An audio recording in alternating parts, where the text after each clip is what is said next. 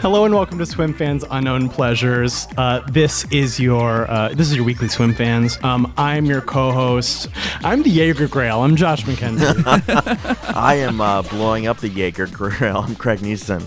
I don't even know what practice is. She won't even tell me what practice means. I'm Jennifer Hawking. This week, our unknown pleasure comes courtesy of our own Jennifer Hawking. Yay. This week, we are talking 2024 Joel Petroikis film, Vulcanizadora. Just do it.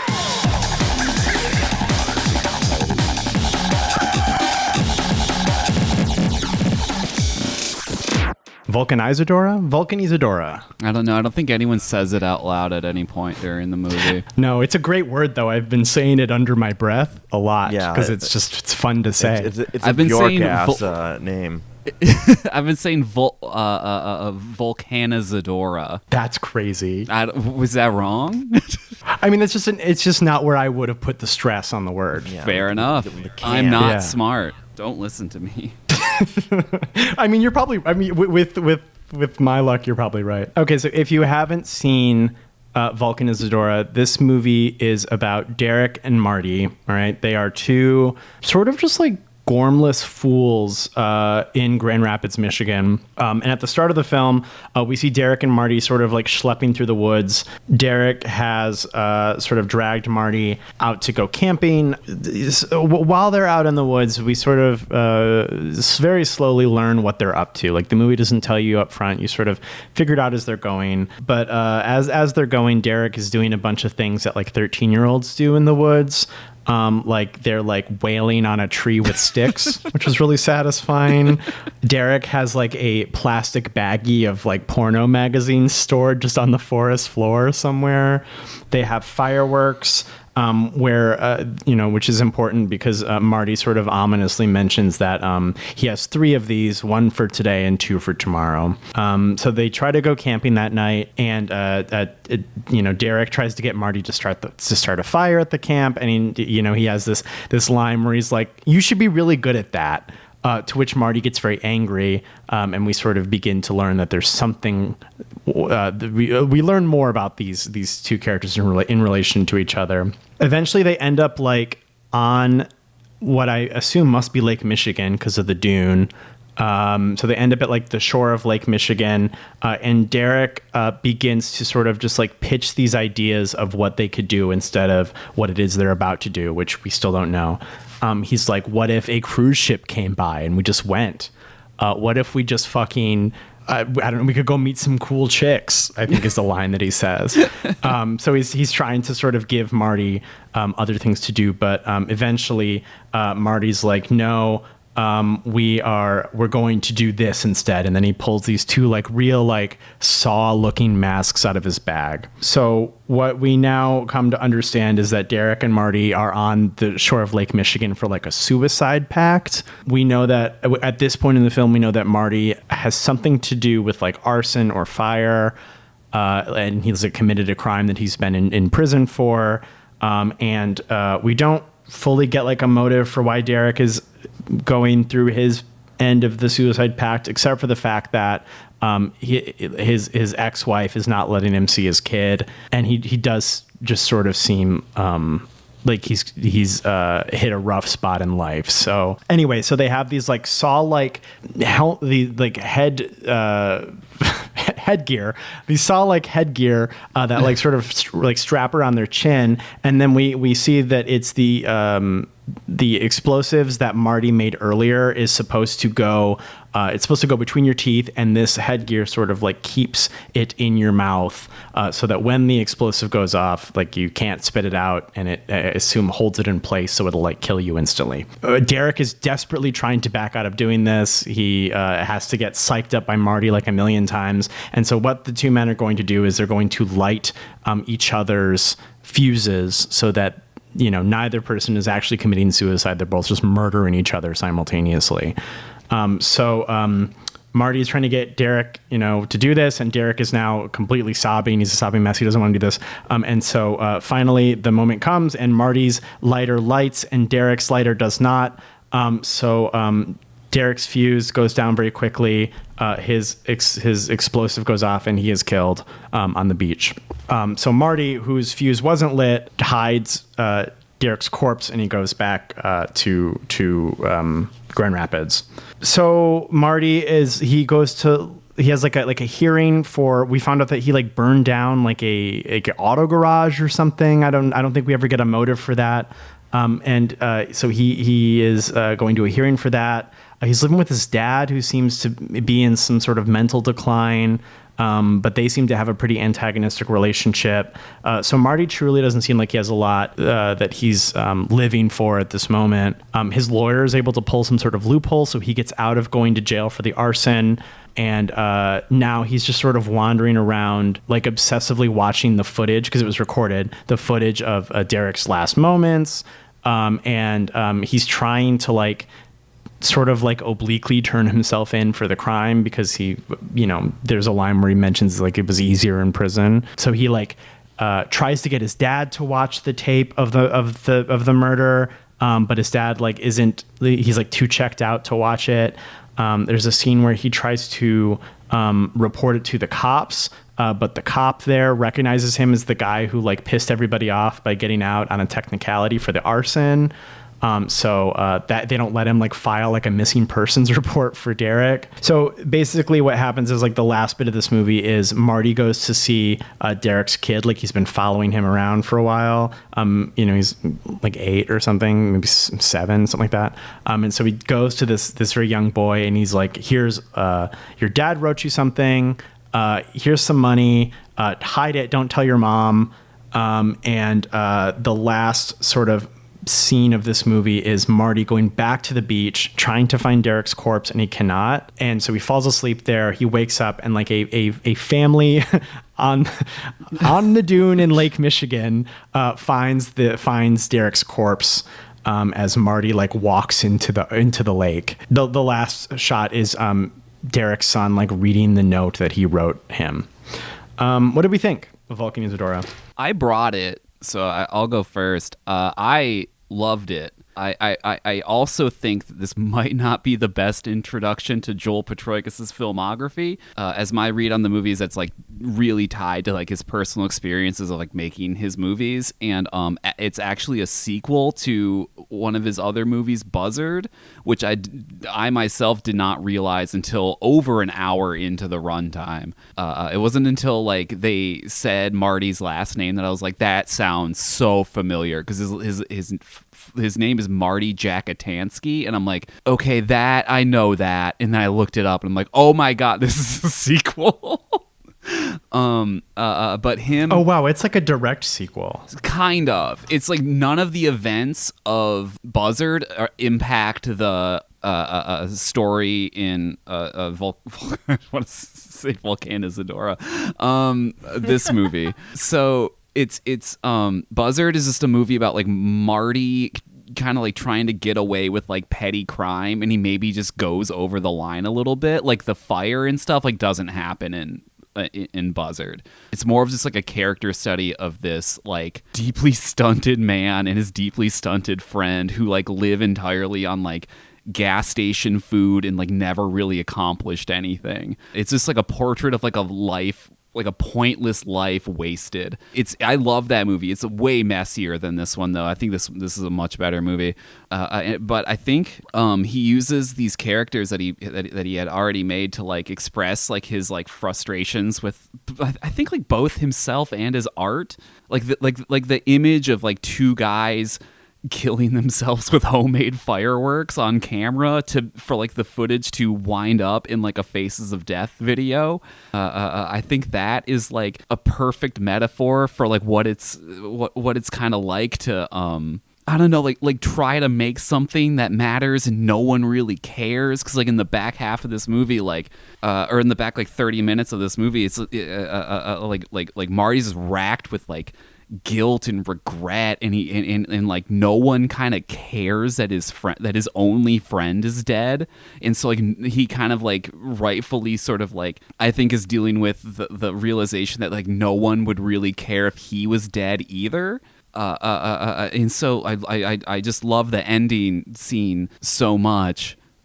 where he comes back on the beach and he's actually wearing his like character's like outfit from like the back half of Buzzard in that cool. scene. There's a few other things too, like the neck tattoo is like a mask that he wore in Buzzard for a while. There's like little things that like kind of like slowly hint at it before the movie kind of reveals it to you. Anyway, but like the scene on the beach where like someone finally fucking noticed that Derek was dead. And he was dead. He left like a fucked up corpse. And like now that he's like sort of like inflicted this trauma onto other people, he like smiles for the first time in the movie. And then he picks up the tripod and walks out into Lake Michigan. I think it's an incredible ending. I think the 16 millimeter photography is like gorgeous. I think this is such a beautiful movie. Like that scene where it's like he's trying to like DJ or whatever with like the headlamps on at night, and like it's so dark that you can barely see anything.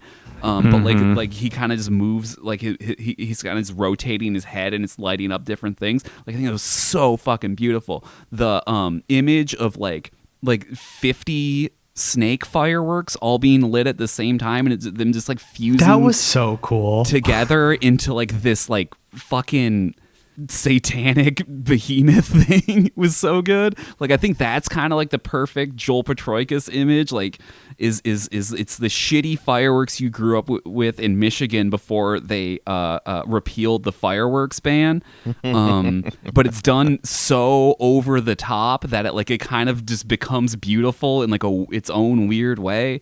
Like I love that shot so much. I don't know, I loved this. I'm excited to talk about it. Yeah, I mean, the thing that really got me is how beautiful the 16 millimeter footage is. It just, it's incredible.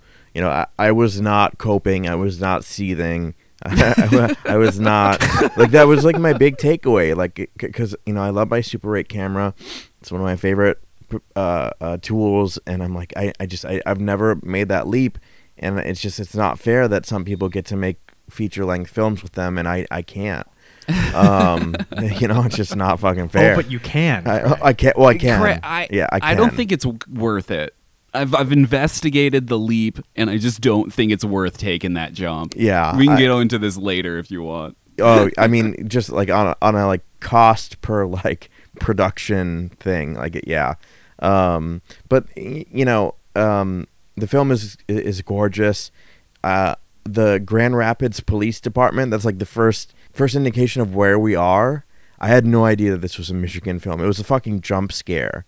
You know, but that's the thing. Like the film had already really, you know, in a very personal way, you know, spoken to my experience of being a young kid. I think that's what's primarily like happening in that first bit of them both alive is they're very childlike, right? No, yeah, they're very juvenile, they're very stunted. They're in the woods, and you know, again, like hitting things with sticks and putting you know, the firecrackers in the bottle and watching the bottle blow up or whatever.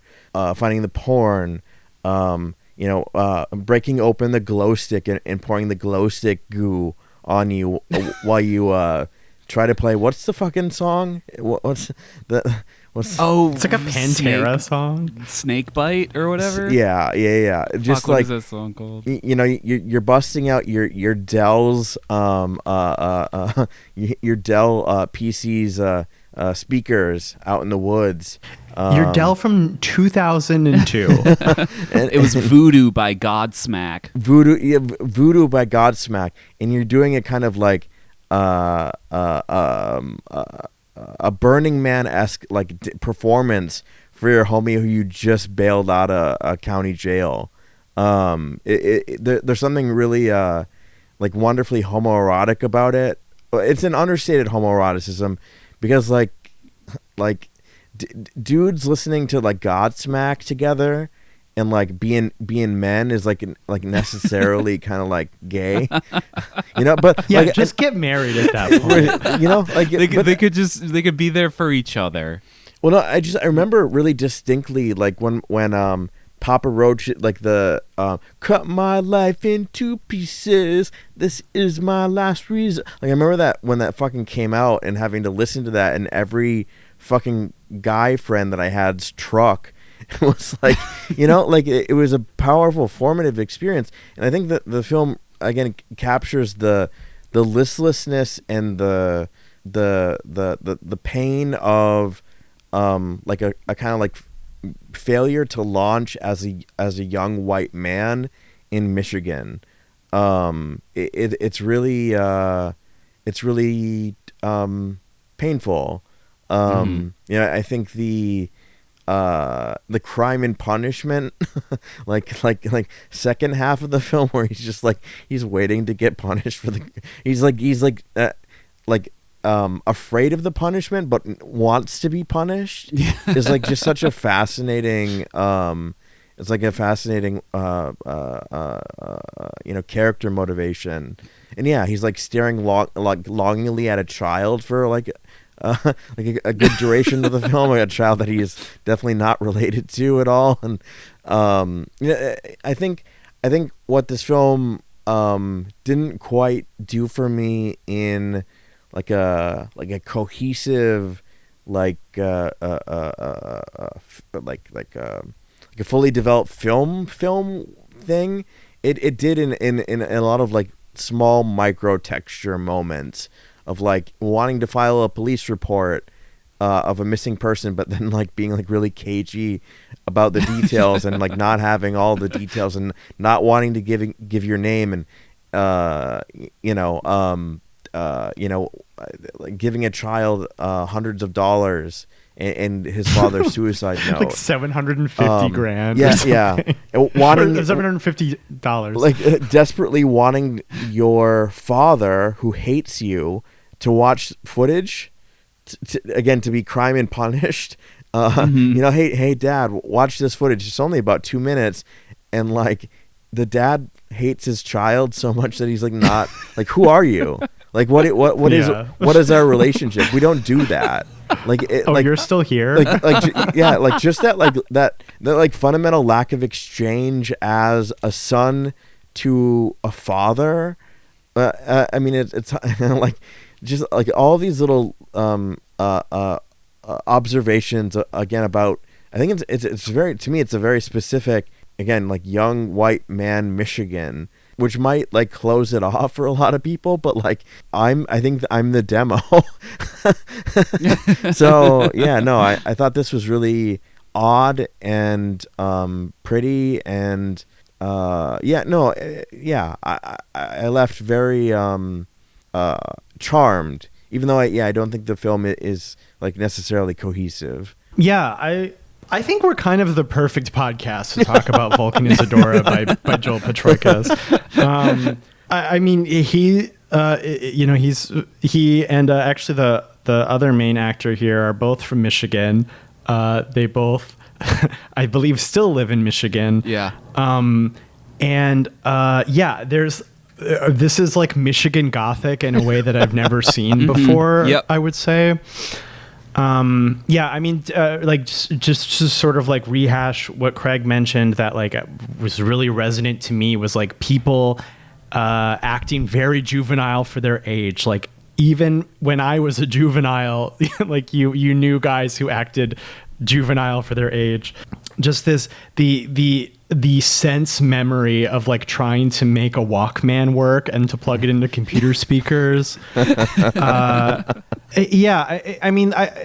just this sort of feeling of like arrested development in a certain kind of guy who, and you have two variations of this in this movie, but you have two different guys who are just in this arrested development. They were unable to get their lives together, and so they're kind of permanently 15. Yeah. But like in a very very like Michigan way.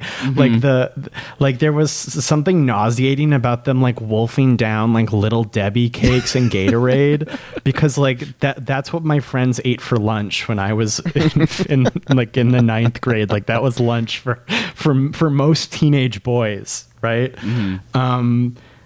and so just like everything they do, yeah, it really takes me back to a time and place. And it's like a really bleak portrait of townies. I mean, we come from 3 different places in the state, but I think townies are townies. You're right. Yep. Wherever you go. So I mean, like, yeah, I mean, you feel a little bit for Derek. He's clearly kind of just like gormless, right? Like he has some terrible relationship with his ex-wife, and she won't let him see his son, and he has no idea that like the way to probably get to see your son would be to like get a job, you know, like you know, become like grow up, basically. Right. Like that would be the way to see your son, and instead he wants to like record him like on the camcorder. He wants to like record a message to his son, you know, on his suicide tape. On his suicide tape. Yeah, and then like I mean, and then Marty's this other kind of guy who like it just feels like he has no options. Like there wasn't any options for him, and there aren't any now. And it's like that could be sort of cute and romantic when you're 16. But now he's like at least in his 30s, right? So it's like, oh, it's not cute anymore. Now it's just sad. Like he's not welcome in his home. The cops don't even care enough to arrest him. It's just, it's just like this. I mean, I didn't live at home long enough to like meet actual guys who were like this, but I met guys who were the little versions of this. Like I would be 16 and they would be like 23. You know what I mean? So like it's not as sad, but you could see, you know, they're like sort of like people who are going to become townies. I don't know if there's empathy for them, but there's certainly nuance. There's peaks and valleys. Yeah. There's peaks and there's peaks and valleys to the bleakness of this just sort of failure to launch, this sort of like dead end situation that like I'm sure, you know, hundreds of thousands of like, you know, white men ended up in the past like 30 years, just ended up in the situation where they're just doing juvenile things, like looking at porno mags with your friends, which I've never done, by the way. Nope. I don't know if boys actually do that, or if it's just what they did in Stand By Me, and so it's just become replicated. I definitely have. Sorry, not to cut you. Yeah, I definitely have. Please. But vintage. But similarly, vintage porn magazines at a hunting camp. You know, but like, and it's not like, you know, there's no like speaking about it. It's like we're all in the same room reading the New York Times. You know what I mean? Like it's not. It's not exciting. It's like a coffee shop scenario. Okay, not to be the friend who's too gay or whatever, but like then what? Like you're just looking at the magazines together. You get bored. You get bored, and then you remember that there's a Super Nintendo upstairs, and it has you know, fucking that Power Rangers game. So is it just like empty transgression? Like it's not even sexually titillating. It's just, you know, it's naughty, so you do it, and you feel nothing about it. No, it's not even transgression. It's just like, because like, you know, it's not. There's no attempt to, you know, they're not. I do appreciate the kind of joke of you know, like the older kid hiding the porno mag in the woods so the younger kids can find it and or whatever. But no, it's just it's like it's part of hunting camp. There's porn mags, you know, like even like even you know, like I'm talking about like different people, different families, hunting camps. Remember, I swear to God, no one owned like a normal deck of cards. It was the cards with the hot babes. Yeah. The pictures of the hot naked babes. You know, like it's like, oh, let's play exactly. Let's play euchre, or let's play fucking you know, Smear. Exactly. But it's like nobody owns just like a regular like pack of cards. Yeah, Yeah, you're trying to play euchre, but you're distracted by the voluptuous breasts on the floor of clubs and what. Carmen Electra's sick rack or some shit. All right, put them down, folks. I got There was similarly, when I was like 7, 8 years old, my dad took me out to like his friend's hunting camp with him. It was just like it was like I've never seen so many porno mags in my life. Like it was like hundreds. Like it was crazy how much was like just around, and like we weren't supposed to look at them. I did, of course, got in trouble for that, whatever. But like I was like in awe of just like the sheer amount of them contained in that hunting cabin. Yeah. They're hunting / gooning cabins. Yeah. This is where you go to bust, I guess, Exactly, if you live in the woods. Yeah. Yeah, well, you got to have your bus check. I mean, maybe maybe this is the starkest B-52 song. Yeah, this is the starkest example, I think, of our difference in Michigan. Because I don't come from a hunting family. I don't know what a hunting cabin is. I've never been to a hunting cabin. Mm-hmm. I had to find porno magazines a weirder, more third-hand way. For folks at home, this is the Upper Peninsula, Lower Peninsula divide. Being, this is what one bridge will do to a population. That's true. We had electricity in the Lower Peninsula. It does change things. It was something that I do like about Vulcanizadora. I mean, I really enjoy that. I don't think at any point this movie, I don't think it ever pulls a punch, but I also don't think it's like gratuitous. I mean, like, yes, a guy like dies by murder in a saw trap. But like the movie like really is like, you're going to watch these bumbling buffoons trek through the woods for 35 minutes. They're not doing anything of interest. There's about 4 lines that are narratively relevant. Good luck figuring out which ones it is.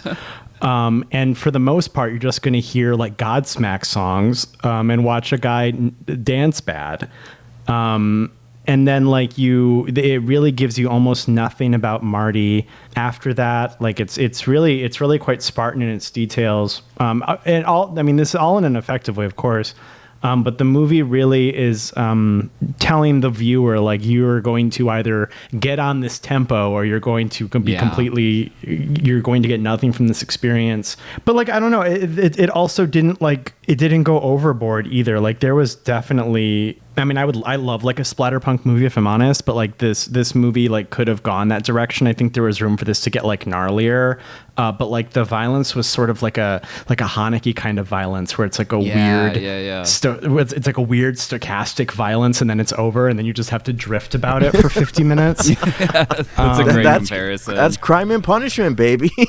Yeah. Well, I mean, it's like, this is Benny's video for guys who don't have jobs. Like it's very, and so like I really respect a lot. I mean, especially I guess with like. I bet it used to be, no, I mean, it's always been hard to be an independent filmmaker, but I think it used to be less competition, right? So if you were able to make a movie, there were less people making movies, and your movie had therefore perhaps a better chance of getting seen. But Petroikis, I think here was really like, this is the movie that I'm making. If you're unable to deal with the pacing, or sort of like this mumblecore kind of dialogue, or just sort of the sheer like Michiganness of it, then you might just bounce off it entirely. But I respect that. I think this is what he wanted to make, and I think he made exactly that in a very uncompromised way. Yeah, completely. I mean, this is a film that just doesn't feel like anyone had any input aside from the person making it. Yeah. And that's special. I think that kind of thing can go astray. Like really easily, but it can also communicate a very particular vision. Like there's a lot of personality on display here. Like there's a lot of like idiosyncrasy and like fixation. And again, I guess I maybe see that more than someone else might, because I'm probably close in life experience to this director. I also think it works because I don't think this man has ever made a movie that's longer than 100 minutes. And I think if you have a sub 90-minute movie, you can like, I don't know, I think you can get away with more. Because I feel like the audience isn't gonna like, no matter what, feel the runtime unless you're doing something like crazy, right? But I think it allows him to get as like long takey as he wants, and there are a few like pretty long takes in this, without like being like without it feeling like it's really dragging. Yeah. I mean, I guess that is the power of the 90-minute movie, right? Like you can really make people deal with a lot. Like you can, like if your movie is only 90 minutes, you can be like 40 minutes of this is walking through the woods. Fuck you. And you can, because it's overall a low investment, people will watch 40 minutes of wood footage. Yeah, and I think like it kind of balancing its art house sensibilities with its like Michigander gas station food, like microwave pizza aesthetic. I think they meld together well, and they kind of like give something that like, even as it is getting, as like it's slow and like some scenes go on for like a while, like that Godsmack scene goes on for a really long time, it still sells it. There's still something unique about everything that you're seeing to like kind of keep you interested, even though like we've been in the same moment for like 10 minutes now. Yeah. And I think, I mean, you guys were talking about like, I mean, the footage is really beautiful. And I do think that sort of like lubricates a lot of the movie.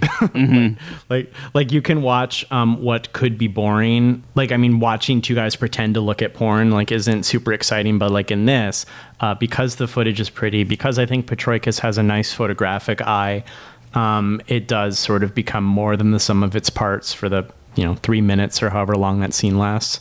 Yeah, and if as like a point of comparison, Buzzard was shot. I think I can't. It to me it looks like a Canon 5D. Like it looks like like that first kind of like run of like DSLRs that had video modes. Yeah. Like that's kind of more what his movies used to look like, and like I think that like that knock against it makes it a little less digestible. Craig, have you seen a Petroikis film before? I have not, but I know exactly what Jennifer's talking about with that early DSLR footage. Look, yeah. It's so distracting now. Yeah. Yep. At the time, it felt like, oh my god, like movies are accessible to make now, and then like 5 years after it was like, oh, this looks like shit. Like, however, this sensors processing bokeh is just not what I want to look at ever.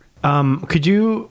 I mean, you don't have to do a whole big thing, but could you tell me more about Petroikis's like filmography? Like you said, this was quite different from Buzzard, which I think was the one before this. Buzzard was a few. I think he's only made like 5 or so movies. I think I've seen all of them. Buzzard is like a character study of Marty as like he sort of just gets in more and more over his head as like he's sort of doing this sort of like at the same time like kind of like self-destructing. The movie he made before this was Relaxer, which is also like almost all of them star Joshua Burge as well. He almost always uses the same crew for all of his movies. They're called Sob Noise, and he calls them a filmmaking band. I love that. Yeah, it's fun. It's loyalty is what it is. Yeah. So Relaxer is about Joshua Burge has to beat the kill screen level of Pac-Man, and he can't leave the couch until he does it. So it kind of becomes like this like surreal survival movie where it gets kind of like gross and disgusting, and he has to do more kind of like repulsive things in order to like stay alive and stuff. And it's like kind of like Buñuel with it. I liked that one a lot. I think they all take place in Michigan. I don't know. He's keeping the stocks up for Michigan. Well, he also lives there as well, and I don't think he ever left. Joshua Burge actually left Michigan at one point. I think he's back now, but he was in The Revenant. That's so awesome. Holy shit. Yeah, he in like the mid 2010s, he had kind of a run in like indie films. I think The Revenant was like the highest profile thing that he worked on. I don't even know if I'd even recognize him in it. He has like a beard and stuff. I don't know. Does that help? Yeah, well, I mean, it seems like you were just surprised that the Vulcanizadora was like a lot, I guess, clearer of a narrative. Like you said, it was a lot less messy than this was. And is Buzzard the exception, or is Vulcanizadora the exception? I think Buzzard's like a really messy movie. It's like clear that like it's not his first movie, but it's clear that it's like the first one that kind of has his real. It has like it aspires to something greater, I guess. It's like a it looks like a movie you would see at a film festival, and like this feels. Vulcanizadora feels much more like a European art house film to me. It feels much more like restrained and like blocked and thought out and deliberate, and like Buzzard is like super scrappy. It's like shot in like basements and stuff. They're like I feel like there's not really. I'm sure there was art direction, but it feels a much more like they found a lot of the stuff as it was than it does like it was like designed to look like it does in this. But I also feel like there's a type of crudeness and juvenility to Buzzard that like maintains here, especially with Patroikas's character, and then sort of like the sad state that like Marty finds himself in the last third. Like it does kind of like have sort of like echoes of Buzzard, but like it's not like, I don't know how much would really be illuminated if you had seen it. Sure. This feels much more elevated, and it feels like a much sharper utilization of like Patroikas's distinct like Michigan worldview meets art film. There's a line in the short story Johnny Mnemonic where it's these days you have to be pretty technical before you can even aspire to crudeness, and I think that's what's happening here. I think he's refined his tool set, and he approaches crudeness in like a more interesting way. I think it sits more interesting in this film than it does in Buzzard. Yeah, that's interesting. Because it seems like Buzzard. Okay, so I had acquaintances who, in actually a very Derek and Marty kind of way, had like this short-lived film collective in Flint, right? And it was very much seat of your pants, filmed in people's basements kind of vibe, right? Yeah. And that is sort of, and to be clear, I think I love that stuff. All right, I love a Xerox zine. I love people who made something on like $1,400. Like, I think that's great. I love to see it. But I do think that's sort of what I expect. Like, if the idea is to make something low budget about like, I guess, deranged townies in Michigan, that sounds like that's sort of the movie that I would expect. I was pleasantly surprised by the restraint of Vulcanizadora. Like I said, like you really have to sit through 35 minutes of woods footage before you even sort of get a clue that Marty is a felon and they're gonna kill themselves. I mean, they're not in the woods for like a fun reason because Marty's sulking the whole time. But like, you really do have to like let the movie, expand like a flower. And I do sort of agree with that Johnny Mnemonic quote. I mean, like, you have to be able to know the rules, I think, before you can artfully break them or before you can subvert them, right? Like in like a Haneke movie, you expect a frosty lady, right? A unfeeling German person. That's sort of part and parcel of the aesthetic. But to sort of do a sort of very similar, spare, but very thought out movie, but it's like with dirtbags that I went to high school with.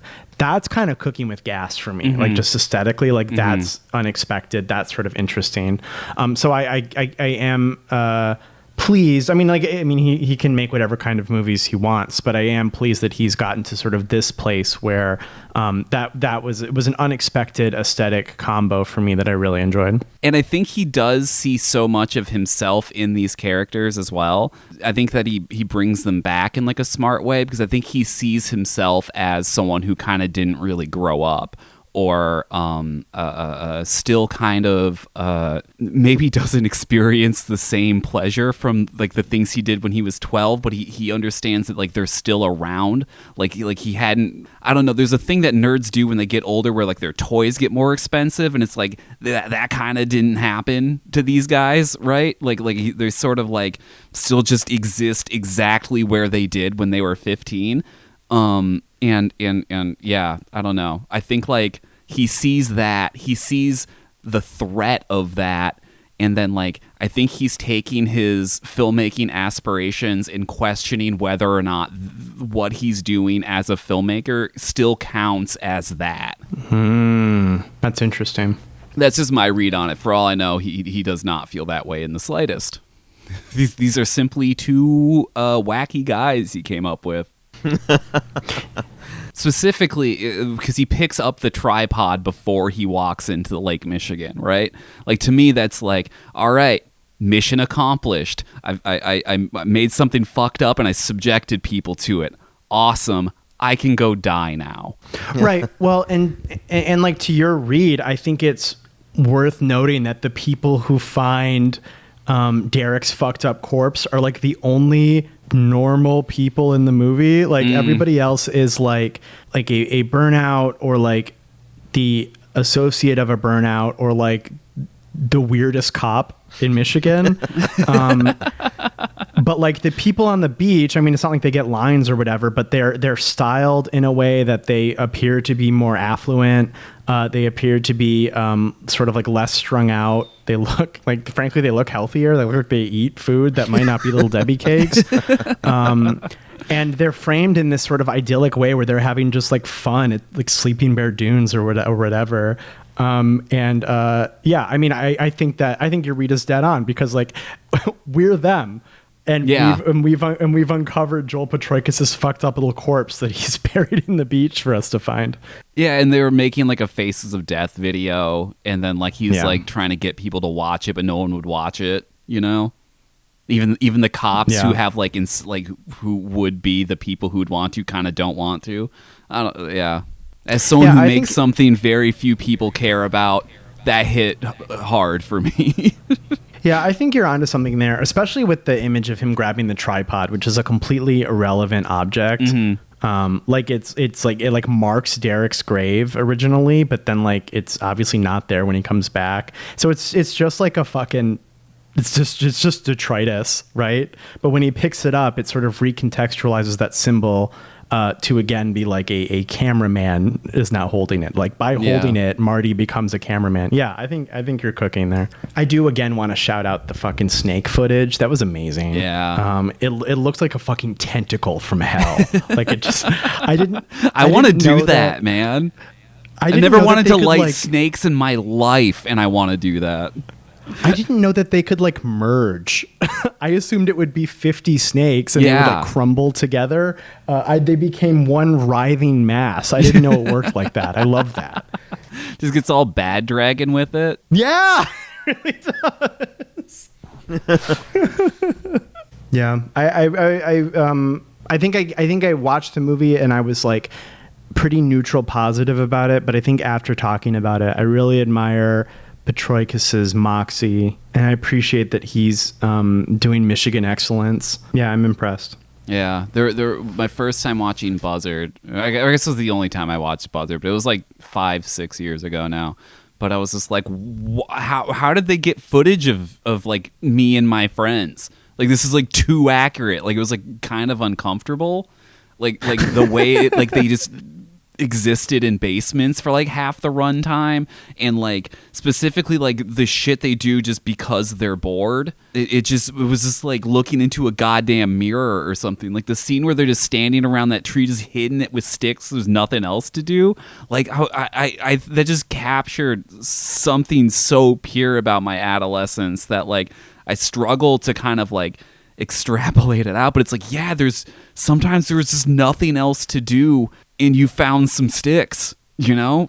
Yeah. Yes, you could hit stuff with them, so you just, it like eventually just, like there's a video of me and my friends skateboarding that Joel took, we're trying to ollie in the concrete basement of my parents' house, and it's like not happening, and Joel's just like cracking jokes and laughing at us, like, oh, maybe in another 10 years or something. We're like little kids. He's like a Sonic the Hedgehog bad guy. Yeah. Maybe in 10 like years Sid from Toy Story. And then at a certain point, I just sort of give up trying to ollie and just start bashing like a 2x4 against the concrete for like no reason, and we just fucking died laughing because it was just like such like an inane, stupid, kind of aggressive thing to do. And like I just, in that footage, it just took me back to that moment of like, yeah, I guess this is something I could do, and because there's nothing else to do, I will hit something. Yeah. Yeah. Well, I mean, to your point, I had about the tree hitting scene, I had a very visceral reaction to Marty finding like a really good stick. Like it's clear that it has a heft to it, and I think he even has a line where he's like, "Oh yeah, this one's good." Yeah. And I was like, that's the best feeling in the world. And I was watching it with Matt, and he's like, "What do you mean?" Because he grew up in like a much bigger city than I did. Mm-hmm. And I'm like, listen, when you're when you're a young person wandering through the woods, if you find a really good stick, that's like a B+ day. Like if nothing else happens, that's like a B+ day. It can be a sword. It can be like a it can be a walking stick. Sometimes mean kids will come after you and you'll need it. It's happened more than once. So like, it's just like, it's fun to find a really good stick. And so I felt that while watching the movie. And the fact that somebody else was watching it who isn't from a place with a lot of trees, didn't have that experience. And I'm like, oh yeah, see, that's bespoke. Yeah. That's one for us. I do want to say, maybe this is my last major note. I am really impressed with you would probably outline this, I would imagine, but like I'm really impressed with like Petroikas's like the way that Derek just sort of like mumbles shit. Like he's like it's a non-stop string of like babbling for like the first half hour of the movie, but it all is like really authentic feeling to me, where he's like, oh, that's good. Oh, this one's really good. And it's like he's not really talking to Marty, but also Marty's the only one he could be talking to. And it felt like, the way that I just remember like kids in high school, like the ones who really like to hear themselves talk, you know what I mean? Yeah, the never learn to shut up. Yeah, the irony of recording a podcast while saying this does not escape me. But like, the kids who are just constantly, they have like an unbroken monologue under their breath. And I think that would be hard to do convincingly, but I think Petroikas nails it. Like Derek always has some bullshit to say about whatever it is that he's doing. He has like an ongoing commentary. It's like different from activity to activity. I think that'd be hard to do. I also think it distinctly separates the two halves of the movie, because like it is so Derek forward in that first half that you kind of like really notice the absence when it's just Marty. Yeah. Marty's like howlingly empty. Yeah, and there's very little soundtrack here, right? And it's just him. I mean, this movie, in that like art film way, just makes you sit in silence with a character, right? Once the motor mouth is gone, it's absence. It really does a really tremendous job of just communicating that character's isolation through contrast, right? Like, yeah. I mean, he's already like, kind of on the receiving end, almost like the unbroken monologue in the forest is just like it's too much for him to even like get a word in. But when it's gone, it's just like, oh, this guy's fucking alone, Yeah. The most sound he gets is his dad like taking a dump next to him when he's in the bathtub, which is such a nightmare. I hated that scene. Yeah. It's It's so unpleasant. What was particularly abject for me is all the books stacked on the back of the toilet, like like 100 jokes, or like, and one was like boats, and it's just like, oh my god, it's disgust. And like, what is it? What does the father say? Like, drain the tub, right? And we have to like sit there pull the plug, I think. Pull the plug, and we have to sit there with him, with that like somatic, again, like bodily experience of like in a cold tub while it's slowly emptying around you, like it's so. While your dad is shitting. And he's like a full ass adult.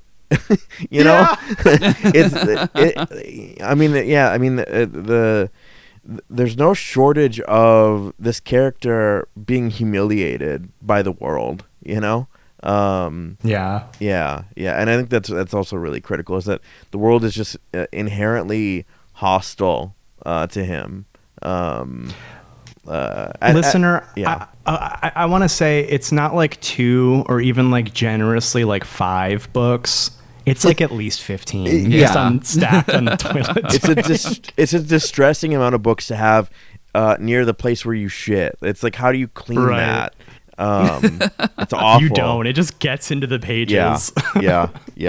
Think about that next time you buy a secondhand book. No, sorry. You should keep support your local bookstore. It's really important. Craig says buy new from Amazon. Only from Amazon, please buy. Do you guys have any final thoughts about Vulcanizadora? The more I think about it, the more I really, really love it. I love the opening walk of them. The title sequence is fantastic. The lettering, the design. We're seeing them like in profile. It's like a dolly shot of them walking. And already like so much is being communicated about them as characters, like the little devil tattoo on the neck, the fucking nerd ass bucket hat slash like backpack. I don't want my neck to get sunburnt. Little flap. The nerd safari flap, cap. The Michigan safari cap. But that hardcore song that's playing is perfect. I think just in terms of creating an introductory aesthetic. It really nails it. Introductory aesthetic, introductory vibe. Yeah, I love that. I love that their like outfits also kind of convey their mindsets really well. Like Marty has like nothing, and Derek has like a million things, because he secretly thinks he's getting out of the pact. Right. And that's like a point of conflict, as they go through. And I think like that was elegant. I liked that a lot. And that's also like an anxious dork thing to do, is to like over prepare for like a spot in the woods that's probably like 2 miles from civilization. Like he gets back there at the end of the movie pretty quickly. I guess they had like that side quest to find their woods porn, but maybe if they didn't do that, it would have been a lot faster. Yeah. This is just such like, how do I phrase this? This is such like a thing that like certain types of guys do, where like everything they own is of ceremony. Like it can't be a flask. This is the Jaeger Grail, because it's like more like Yep. And I'm like, there's something so well observed about that. Like everything has to have a regalness to it because it's yours, because you're a guy who doesn't have anything meaningful. So like your $40 flask or whatever he says becomes like very meaningful. It becomes the flask that you drink Jägermeister out of. This is Jaeger Grail. That's his Jaeger Grail. It's what a 14-year-old does. It's what a kid who doesn't have anything that's his does. Yeah, it's Zippo and pocket knife core. Completely. Yeah, like you named your knife like a girl's name. Yeah. Absolutely. Yeah, it's like that. I don't know if any of my friends named their knives. I knew a guy. Cars were obviously more common, but Sure. I knew a guy with the named knife. What was the knife's name? I don't know. It wasn't even like an exotic girl's name. It was like a common one. Like, I don't think it was this, but I think it was like something along the lines of like Kristen, like something. Again,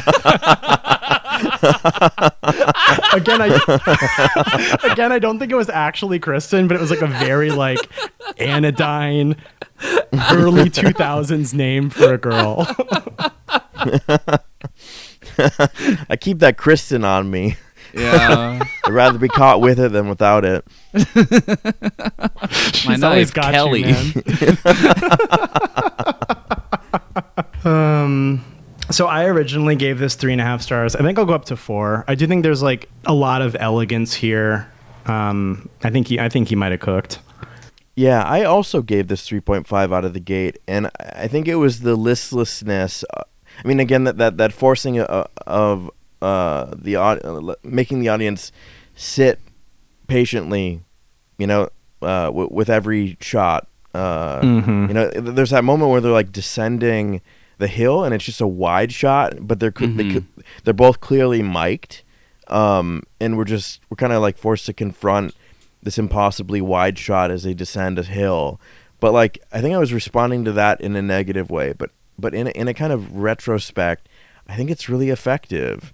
I would also go up to 4 stars, and I'm very keen to see the more of this director's work.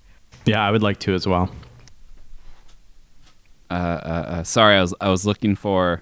Ladies and gentlemen, we got him. Sorry, I gave this 4.5 stars. I loved this. Well done.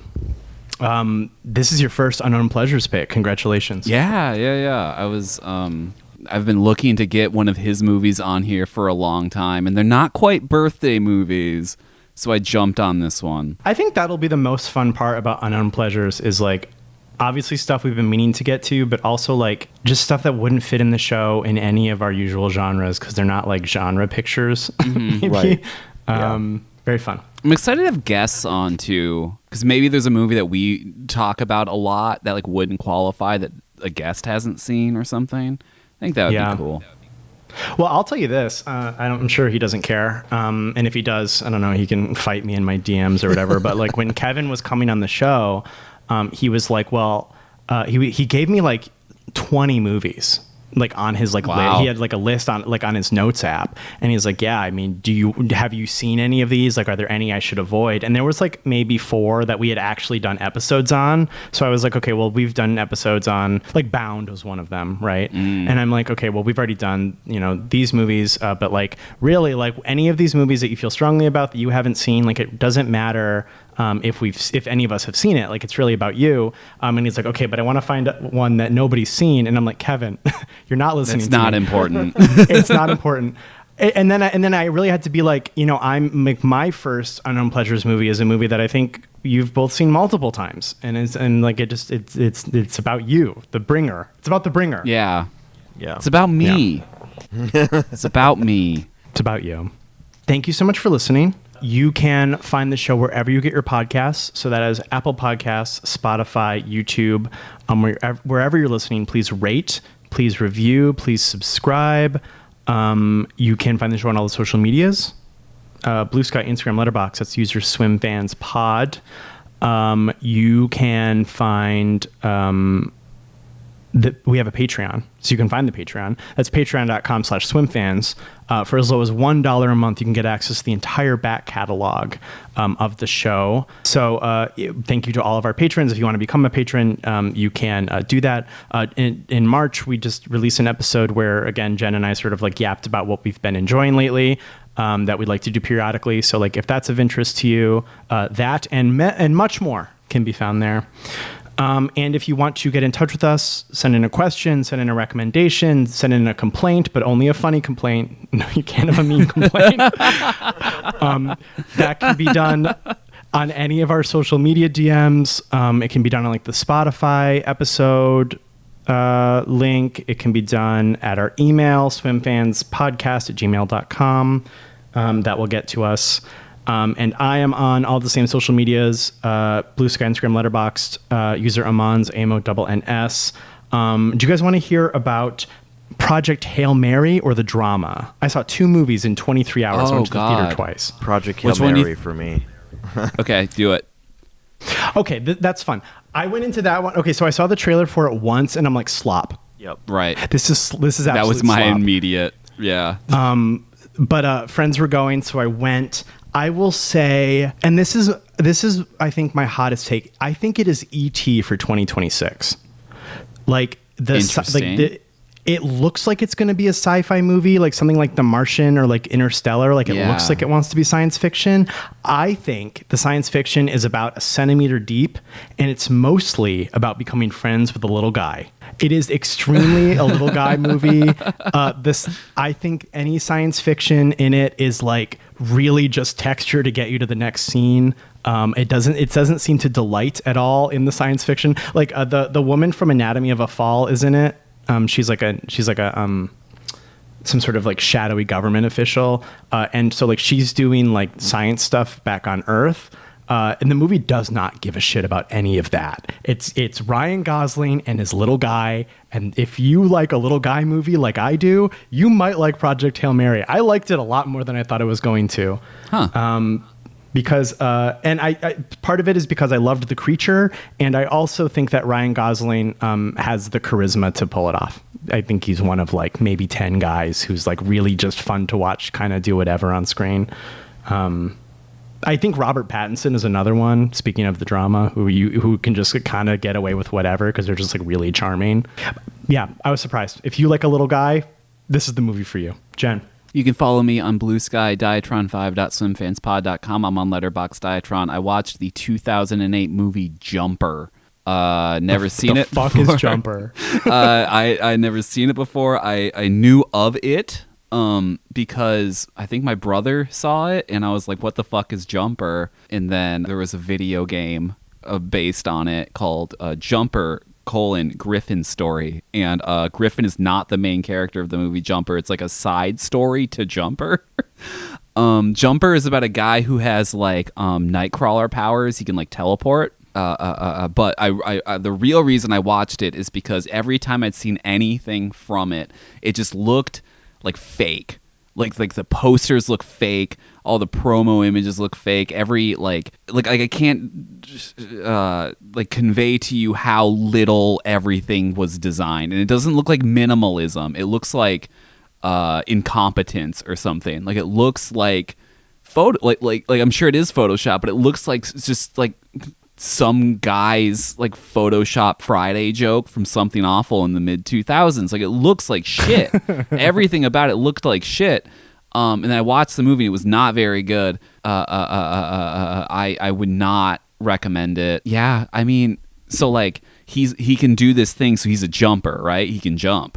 And then Samuel L. Jackson is the like religious zealot anti-jumper guy who like That's already too much for a movie. Yeah, right. But like who's like heavily armed and like they have like worldwide like operations to like stop and kill jumpers. Like and like their whole motivation is like no human should have God's ability to be everywhere at once or something. And like that's like the only motivation given. And then what pissed me off is that like at the climax of the movie, Samuel L. Jackson and his like well-funded crew of like anti-jumper religious people pull out a device that allows them to jump in like the jump trails that the jumpers leave behind. Okay, okay, it opens up like a million possibilities of ways to get around this. Because it's not like the jump trails tell you exactly where they go. You can just see the jump trails, and if you can jump, you can follow them into wherever they landed. This might be going way too deep into the mechanics of Jumper. But I'll just finish this by saying, like, he should have some sort of moral conflict about using a machine that lets him jump if his entire motivation is that no man should jump. That's fucked up to me. That's an L. Ding on the Cinema Sins video, Craig. Also, there's a sex scene set to a song by The Fray. Craig. You can find me at Craig Neeson on Instagram and Letterboxd, craigneeson.com. I haven't really watched anything recently. I am rereading the Southern Reach trilogy for the first time, or it's my second time around. I read it once. And oh, you're rereading it for the first time. I'm rereading making it your second read. Second time through. Yeah, yes. that makes complete sense to me. And it has a bit more. It's interesting what has changed my perception of the characters, and maybe their unreliability as narrators, or their behaviors. It's interesting. It's it's interesting. A little second jaunt through. But yeah. Also from the same author, Jeff Vandermeer. I love Born, his book Born, but it's actually kind of a trilogy, but a trilogy in huge quotation marks. It gets more insane, more detached as it goes. But there's Born, and then there's A Strange Bird, and then there's Dead Astronauts. And Dead Astronauts gets really fucking weird with it. And that was a really satisfying thing, because I'd read Born way back in the day, and I hadn't ever touched anything else except for Dead Astronauts, which I put down and I thought was bullshit. And then I gently read through in the order you're probably supposed to read through, in the chronological order they were released, and I found them beautiful and touching expansions on the world created in Born. So read Jeff Vandermeer, folks. He's really good. Did the bear with human screams ask about me? The bear with human screams loves you. All right, he listens to the podcast specifically for you. He's gonna be testing the waters pretty soon. So huge if true. Yeah. So be ready. It's not in the book. All right, bye-bye. It's not in the book. Alex Garland. It's not in the book? That's Oh, not no. in the book. Terrible. Yeah. Well, then it's never been moreover. See you next time. Bye. Bye. Shit. Sorry. My fucking battery died. It's gonna be a 2-file situation. That's fine. Let me go grab. Fuck. I'm really sorry. No worries. That's okay. Is your other file okay? Yeah, the other file's fine. Mother God. I'll keep rolling on my end. Yeah, keep rolling. Same. How did you say it? I was torn between Vulcanizadora or Vulcanizadora. I was torn between those two. Vulcanizadora. Mm-hmm. What did you say? I don't remember. It's probably wrong. I feel like you emphasized the can, like Vulcan is. Testing. Vulcanizadora, I think is what I said. But you know what? I have had a 13-year-long argument with Corinne about the right way to pronounce the horse's name in The Legend of Zelda. So I'm not right. You know what I mean? How do you say Epona. Epona. It's Epona. Epona. I always thought it was Epona.